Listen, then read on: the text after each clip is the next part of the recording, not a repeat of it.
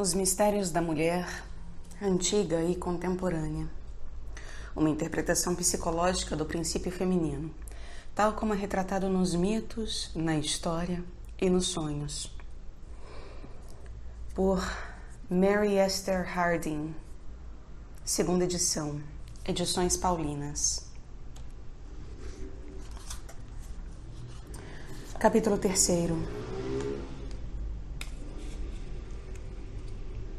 A lua na vida moderna.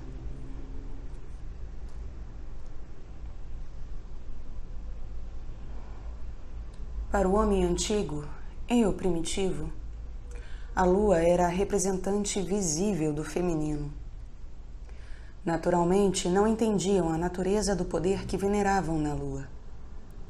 Mas percebemos que, para eles, a lua valia como um símbolo da verdadeira essência da mulher, no seu contraste com a essência do homem.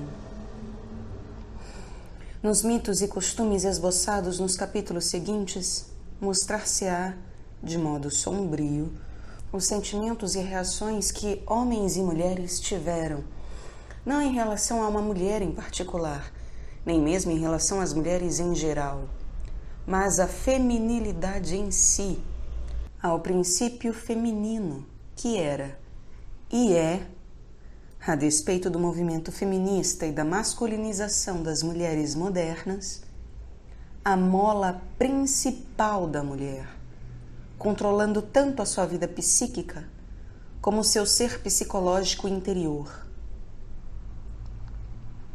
O mesmo princípio feminino, ou Eros, funciona tanto no homem como na mulher. Uma nota.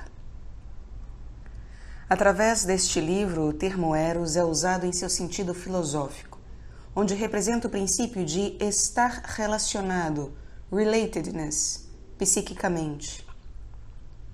Esse termo foi elaborado por Jung em muitos dos seus livros.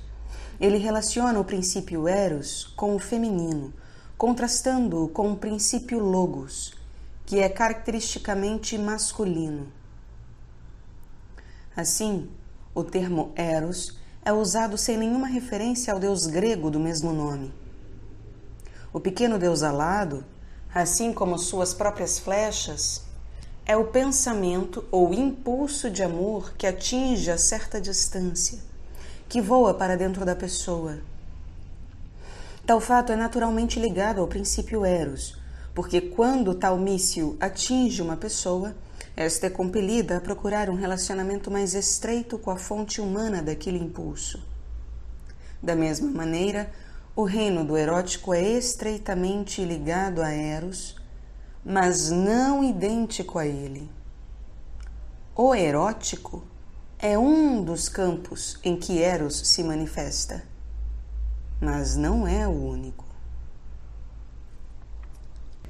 Então, voltando, o mesmo princípio feminino, ou Eros, funciona tanto no homem como na mulher. Mas enquanto na mulher a sua personalidade consciente está sob a regência desse princípio, no homem não é o seu consciente, mas o seu inconsciente que é relacionado com o Eros. Sua personalidade consciente, sendo masculina, está sob a regência masculina do Logos. No inconsciente, entretanto, ele é transferido para o outro lado. Lá rege sua alma. O termo alma é usado aqui não no sentido teológico de uma parte imortal do homem que irá substituí-lo na morte, mas no sentido psicológico de uma figura que não é vista e que representa o inconsciente ou uma parte relativamente inconsciente de sua psique, que a humanidade tem considerado feminina. Essa alma feminina do homem é a ânima. A natureza desta e o relacionamento com ela determinam a natureza de suas relações com as mulheres e também suas próprias relações interiores com o reino espiritual. Uma discussão sobre a natureza do princípio feminino e as leis que o governam é de vital importância tanto para os homens como para as mulheres de hoje em dia. Como vimos, Na nossa cultura ocidental do século XX, esse princípio tem sido negligenciado e suas exigências têm sido satisfeitas somente através da observância mecânica e estereotipada dos costumes convencionais, enquanto que o cuidado e a busca das fontes de vida ficam escondidos nas profundezas da natureza. Essas fontes de energia espiritual ou psicológica só podem ser alcançadas, como dizem os mitos e as religiões antigas, através de uma aproximação certa da essência feminina da natureza, seja ela sob forma inanimada, seja nas próprias mulheres. É, portanto, da maior importância que procuremos estabelecer, uma vez mais, uma relação melhor com o princípio feminino. Ao encarar esse assunto, devemos nos desprender de todas as ideias pré-concebidas de como a mulher é ou do que é o verdadeiro feminino e tentarmos uma aproximação com mente aberta. Nossa civilização tem sido patriarcal por tanto tempo, com o elemento masculino predominando, que nossa concepção sobre o que é feminino talvez tenha se tornado preconceituosa. Por exemplo, tornou-se o fato estabelecido entre nós que o masculino é forte e superior e o feminino fraco e inferior. Só recentemente é que esse dogma foi ameaçado pelas mulheres que, em sua revolta, têm não só questionado a teoria, mas também demonstrado na prática que esta não é firme. Porém, ainda persiste o preconceito de que homens são, de alguma maneira, independentes da realização pessoal, do caráter ou força, superiores às mulheres. Que o homem em si é superior à mulher. Em sociedades matriarcais, o reverso dessa conjectura é tido como verdadeiro. Sociedades matriarcais puras são atualmente muito raras, mas existem ainda muitas sociedades onde a regra da mãe ainda persiste. Embora os homens tenham atingido um poder evidente. Entre os Dobos da Melanésia, por exemplo, o clã é formado pelo relacionamento através da mãe. É um clã de mulheres com seus homens aparentados. Ali o marido não tem lugar. Sua presença no povoado é tolerada durante a vida de sua mulher, mas se ela morrer, ele deverá voltar para o povoado de sua mãe, onde fica sob o mando não de seu pai, mas do irmão de sua mãe.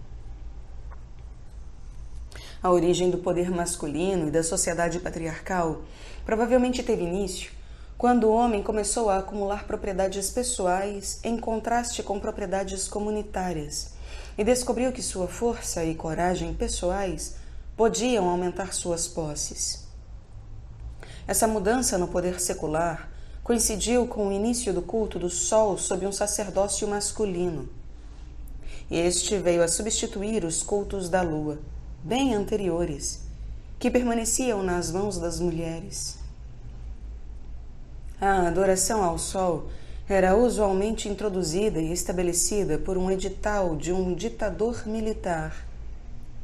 Isso aconteceu na Babilônia e no Egito, e provavelmente também em outros países.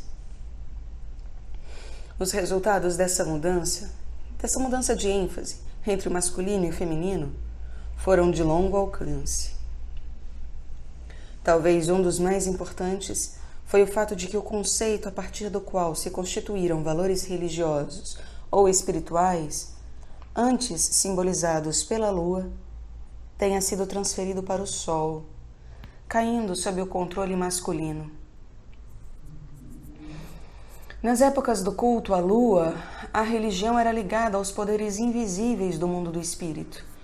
E mesmo quando a religião oficial do Estado foi transferida para o sol, Deus da guerra, do engrandecimento pessoal e das coisas deste mundo, as qualidades espirituais permaneceram com as divindades da lua.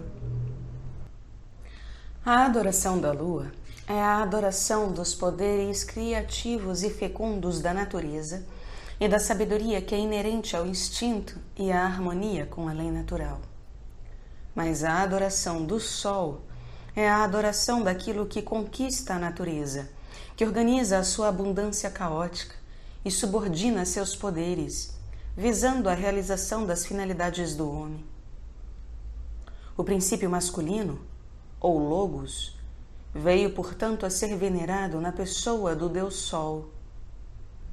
As qualidades divinas inerentes ao homem, sua capacidade de realizar e ordenar, formular, discriminar e generalizar, foram veneradas num herói Sol, que se encarregou de suas 12 tarefas e combateu os dragões da ignorância e da indolência, adquirindo assim consciência, um valor espiritual de uma ordem diferente. Nossa atitude no século XX é o resultado dessa mudança de ênfase dos valores simbolizados pela Lua para os valores representados pelo Sol. O resultado foi a convicção de que o intelecto é o maior poder espiritual e de que tudo poderia ser organizado corretamente se as pessoas usassem a inteligência. A maioria das pessoas acredita mesmo que as dificuldades do nosso mundo atual poderiam ser resolvidas simplesmente pela aplicação correta de leis econômicas ou por algum outro sistema racional com o qual se possam fazer pessoas boas, como, por exemplo, através de alguma técnica educacional. Acreditamos de fato que Deus é inteligência e que está encarnado no intelecto racional do homem. É desnecessário dizer que esse conceito não leva em consideração o poder criativo não humano do princípio masculino, o Logos, que é o seu aspecto verdadeiramente divino. Mas estes são os dias estéreis, onde caiu o nosso conceito do divino. Muitos homens e mulheres que pensam sobre isso têm caído em dúvidas. Ora, se o intelecto é o poder supremo, por que no mundo as coisas estão evidentemente muito piores do que há algum tempo atrás? Por que o milênio retrocede tanto no tempo, enquanto o homem procura cada vez mais controlar os fenômenos naturais? Não faltam críticos que digam que as condições são muito complexas para que a inteligência do homem as aceite, e que menos miséria e injustiça ocorrem sob os prós e contras implacáveis na natureza do que sob qualquer código projetado pelo homem. Juntamente com o otimismo daqueles que têm fé no crescente controle racional da natureza, vê-se uma profunda descrença nos princípios próprios sobre os quais nosso sistema repousa. A revolta contra a ordem e a razão é evidente, como aparece em movimentos políticos e sociais, ainda que com mais significação no mundo da arte. Tanto na literatura como nas artes plásticas, as leis estabelecidas da estética são frequentemente descartadas de maneira que as imagens que surgem espontaneamente do inconsciente podem expressar-se livremente. Os produtos que resultam da arte podem ser bizarros ou incompreensíveis e, julgados do ponto de vista do intelecto racional, podem parecer sem significado, ou mesmo patológicos e corrompidos. Mas está provado que são vivos, cheios de energia, repletos de significado ainda que desconhecido, pois exercem fascinação para um número muito grande de pessoas. Nos seus estudos sobre Picasso e Ulisses de Joyce, Jung mostrou que esses trabalhos também seguem uma lei, não a lei da razão, do logos masculino. Ao contrário, desviam-se do racional e do consciente controlado, indo pelo caminho da esquerda, que leva à obscuridade, para dentro do lado primordial de onde a vida primeiro emergiu. Nessas profundezas estão os princípios femininos obscuros, sinistros, numa região governada não pelo logos brilhante do intelecto, mas pelo eros sombrio dos sentimentos. Os esforços caóticos desses artistas modernos foram dificultados pela luta que tiveram que travar contra as regras medievais que têm continuado a nos envolver até as orelhas, para usar uma expressão de Jung. As leis do novo mundo que eles buscavam não se manifestavam nos seus trabalhos de maneira livre ou verdadeira, porque ainda estavam lutando contra a autoridade do antigo. Mas se quisermos lucrar com a mudança da maré dos acontecimentos, cujo movimento ganhou tal velocidade durante o último meio século, é essencial que entendamos a natureza dessas leis. Nas religiões da divindade da lua, esse era o espírito reconhecido como o poder supremo e adorado como tal.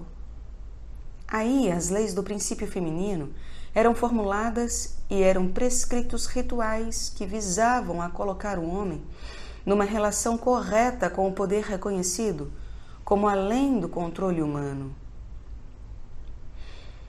O material dos mitos e ritos, cuja interpretação estamos considerando, é material religioso. Tem a ver não com a adaptação a objetos e circunstâncias externas, mas com o interior, o espiritual ou atitudes psíquicas. As atitudes espirituais naturalmente mostram-se através do tipo de adaptação do indivíduo à sua vida cotidiana. Mas esse é o efeito secundário e não o objetivo primário de um ritual ou prática religiosa. Portanto, quando consideramos o princípio feminino, ou eros, e as exigências de uma relação adequada desse princípio com o indivíduo, não esperamos achar uma regra de etiqueta ou de bom comportamento convencional. De fato, o efeito do prestígio da ordem masculina entre nós é que o lado feminino da vida tem sido considerado de uma maneira sentimental, e as regras de sentimento têm sido inteiramente banalizadas, abafando mais e mais o já reprimido feminino. As características geralmente consideradas femininas são a benevolência indiscriminada, o encanto geral e mesmo universal, e a concordância. De maneira alguma podemos considerá-las como evidências de uma relação desenvolvida com o eros. O eros é um princípio espiritual ou psicológico, ou, no termo antigo, uma divindade. Estar relacionado com esse princípio significa estar orientado para aquilo que transcende ambições e objetivos pessoais. Significa alcançar uma relação com um valor não pessoal, como também tornar-se relacionado com o logos é adquirir uma relação com a verdade não pessoal. A submissão a qualquer dos dois princípios de fato implica que a pessoa esteja redimida de uma orientação pessoal ou egóica e do desejo de poder pessoal, e que se submeta àquilo que está para além do pessoal. Essa é a atitude religiosa.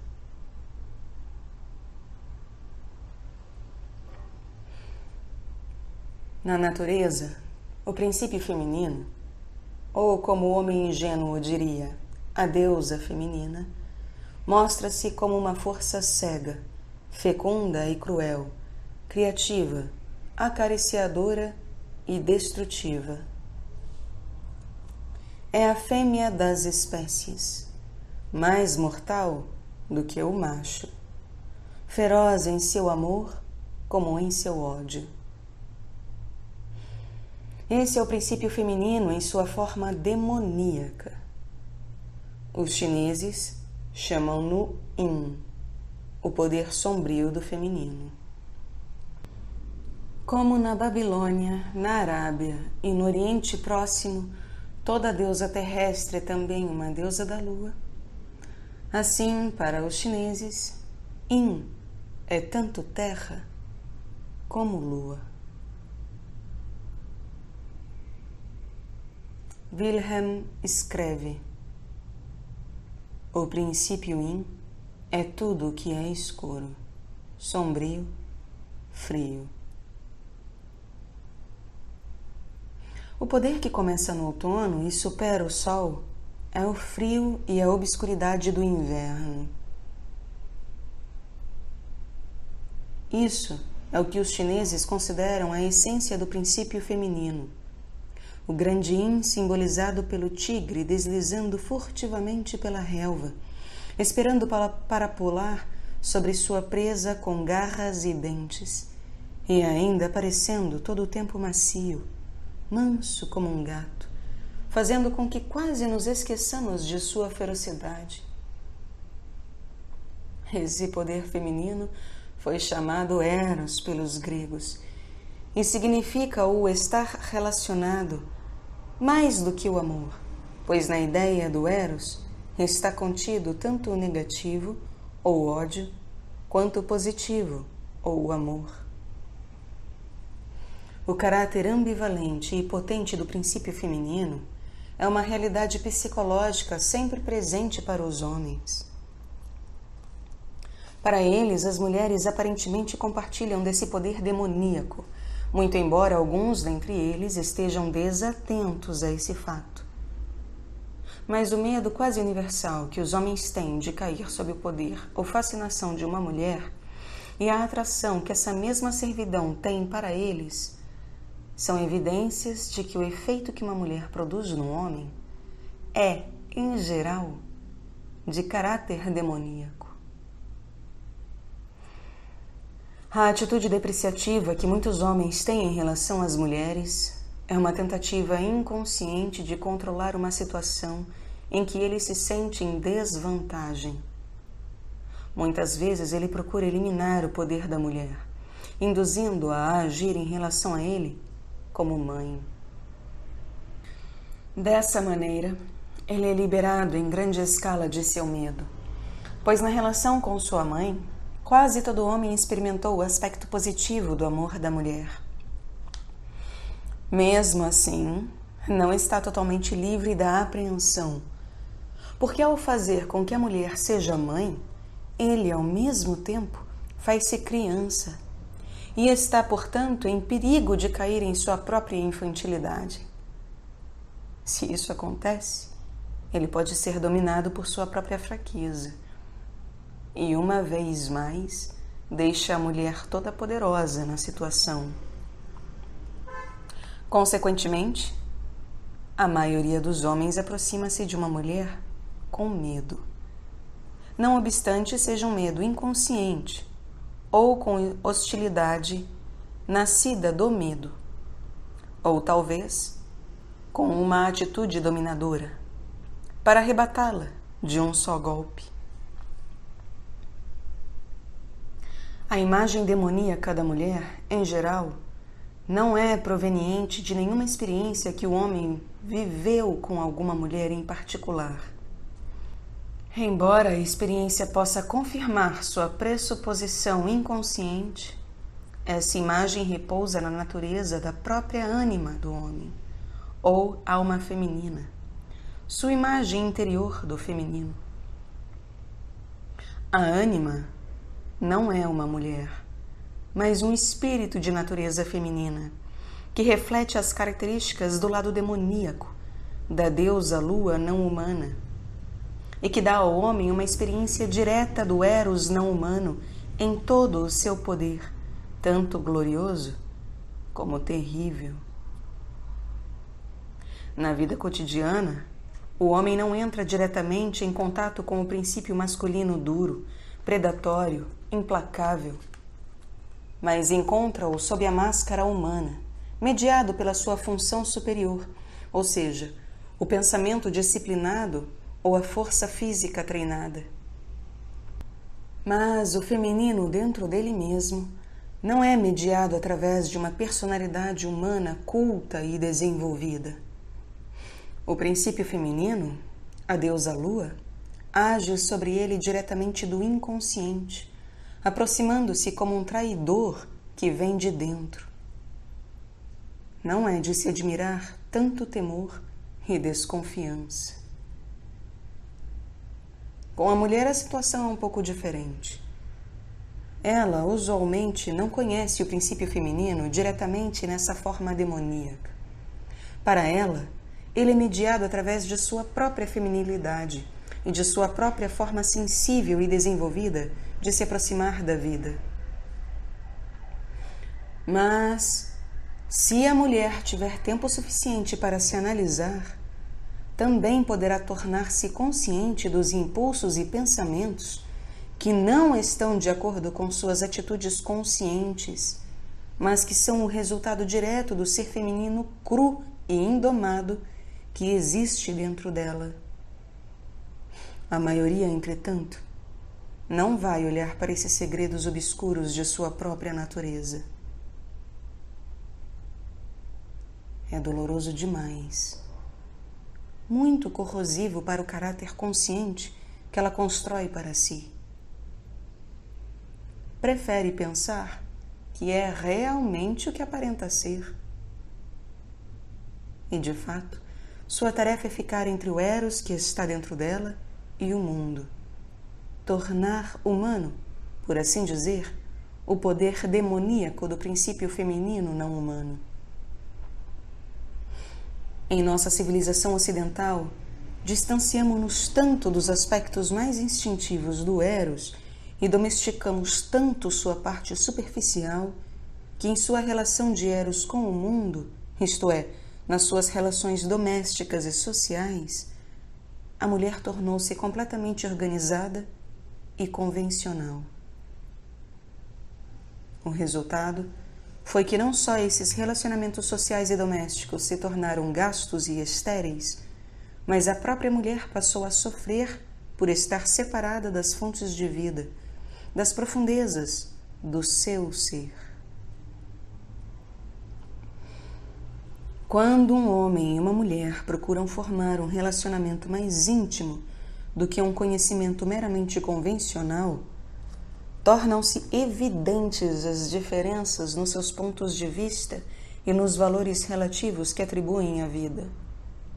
Essas discrepâncias em suas atitudes dependem do fato de que a constituição psíquica dos homens e das mulheres são essencialmente diferentes. São os opostos espelhados um do outro. Aquilo que para o homem é espiritual, bom, a ser procurado, é para a mulher demoníaco, poderoso e destrutivo, e vice-versa. Assim, suas naturezas e valores essenciais são diametralmente opostos. Mas exatamente por serem complementares, homens e mulheres têm a necessidade inescapável um do outro e são compelidos a relacionamentos mútuos. Tão grande, entretanto, é a divergência de seus objetivos que inevitavelmente surge conflito entre eles quando estão numa associação íntima. Esse conflito pode, por vezes, parecer insolúvel, e a necessidade que um tem do outro pode se tornar uma carga intolerável. A maneira convencional de se lidar com esse antigo problema é permanecer tão inconsciente quanto possível em relação aos efeitos subjetivos profundos do contato com o outro sexo. Isso permite à natureza e ao instinto cuidarem do lado íntimo da associação e, por outro lado, se disfarça a natureza real do relacionamento psicológico com um verniz de cortesia. Nos últimos anos, a validade dessa maneira convencional de se lidar com o problema do relacionamento homem-mulher tem sido gradualmente minada, e o conflito real entre eles inflamou-se numa conflagração social de grande alcance.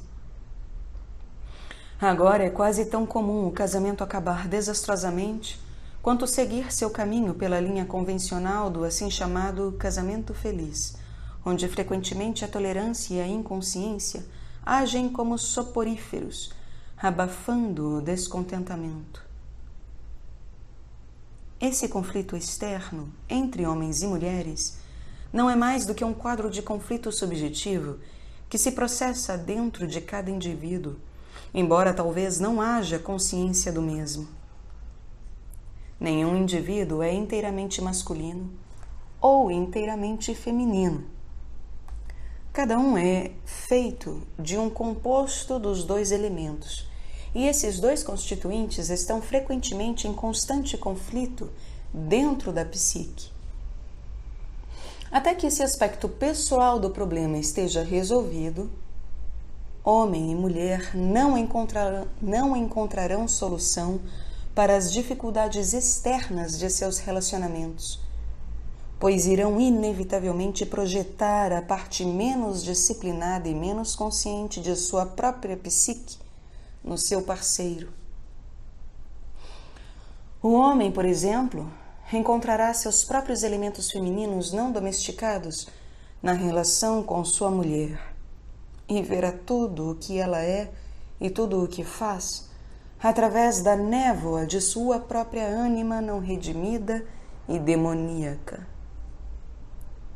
Os motivos de sua mulher serão distorcidos em sua visão e suas ações mal entendidas.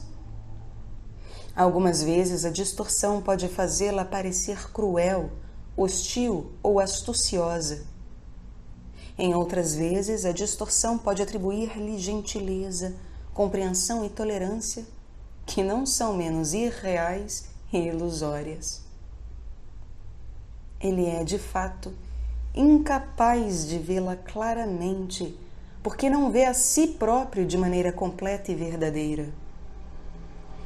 Até que isso ocorra, havendo acordo com o outro lado de si mesmo, ele não pode ter nenhuma relação verdadeira ou genuína com uma mulher.